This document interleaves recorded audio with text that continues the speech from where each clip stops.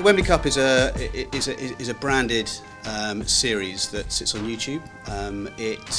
It originated from an idea that came from Poke and a guy called Spencer FC, who's a YouTube influencer, and it was around how to engage with a hard-to-reach young audience and created branded content that will appeal to that audience. The interesting thing for us around esports and gaming is the audience itself and the access to that audience, which, dare I say, traditional media may not be getting through to. You know, in year one it resonated so well with that audience that the success of it ensured that we've done it for the last 3 or 4 years, and creatively it's developed over the last 3 or 4 years as well to ensure that we're doing something that's relevant for that audience, but also that's sort of, I guess, stretching the creative platform that is the Wembley Cup and doing something new and different every year. This year, the 4th year of Wembley Cup, we started to actually hack the game.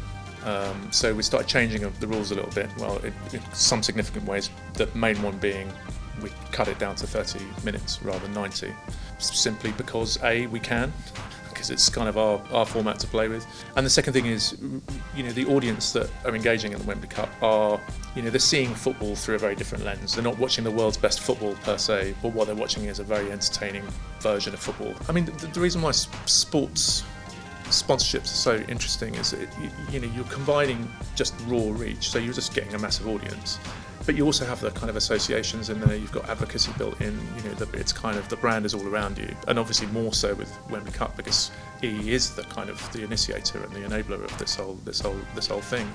So I think it's really down to the quality of the relationship. So the kind of the scale on one side. So we see some really big numbers with Wembley Cup, but then it's the quality of the relationship and how, you know, how that difficult to reach consumer actually really changes their perceptions of the brand. What we're trying to achieve is growing people's, not just the awareness of the brand, but their feeling and their warmth towards the brand, and ultimately whether they're going to choose us next for their mobile contract. And ultimately, the stuff that we do around activation experience is something that really helps and aids that.